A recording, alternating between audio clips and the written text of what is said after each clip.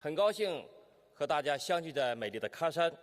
Пленар отырышны Қытай эшмәкәрләренең безнең илдәге берлеге рәисе Шжоу Лицунь алып бара. Бүген Россия Қытай мөнәсәбәтләренең моңарчы күрелмәгән югарылыкка күтәрелүен әйтә.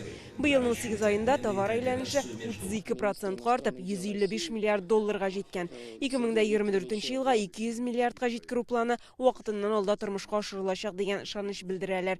Катнашучыларны видеолемташы Сергей Лавров, Дмитрий Чернышенко сәламләде. Татарстан накопил богатый опыт успешного взаимодействия с китайскими друзьями. Иктисади проектларны тормышка ашыру буенча Татарстанның тәҗрибәсе зур һәм уңышлы. Республикада танылган Кытай оешмалары эшли.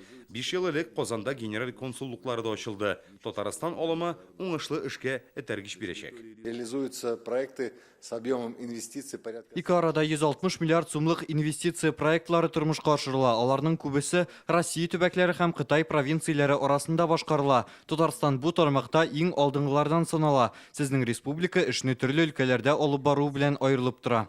Россия Қытай мөнәсәбәтләре яңа дәрәҗәгә чыга. Форум элемтәләрне ныгыту, яңа проектларны эшләтеп җибәрү өчен файдалы булачак диләр. Важно, что с ростом количественных показателей происходит и качественный рост. Сәүдә өлкәсендә хезмәттәшлек юллары арту белән бергә сыйфатның да яхшыруын күрәбез. Хәзер күп кенә Россия компанияләре Кытай оешмаларына яраклашып эшли. Кытайлылар да Россиягә йөз тота.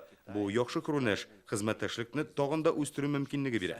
Татарстан һәм Кытай провинцияләре 7 килешү буенча эшли. Республика белән товар әйләнеше дә арта. Господин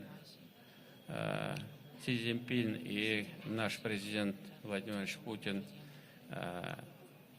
на близких таких отношениях, и регионы тоже должны воспользоваться этими моментами. Есть очень крупные компании с большими интересами в России. Мы открыты и создадим все условия. Вот пример Хайра говорит о том, что наш регион, он интересен. 23 миллиарда вложили и дальше продолжает. Бүген Россия һәм Кытай хезмәттәшлегенең көн тәртибендә 79 проект. Алар беренчедән сәүдә булса, икенчедән инфраструктурага кагыла. Сотрудничает в самых разных сферах. Безнең хезмәттәшлек нәтиҗәсендә булдырылган продуктларга халыкта ихтыяҗ арта. Бу мәгълүмати технологияләр, нефть һәм газ тармагы, инфраструктура, товар алмашуга кагыла. Кытай белән Россиянең планнары да тәңгәл килә. Продуктларның 90% милли валютада түләнә. Россия өчен Кытай тәҗрибәсе кызыклы булса, әлеге илдә дә безнең технологияләрне кулланырга әзерләр. Инде бик күп еллар дәвамында Кытайда Россия машиналары һәм электроникасына ихтыяҗ зур. Инвестицияләрнең күп өлеше шушы тармакка җәлеп ителә.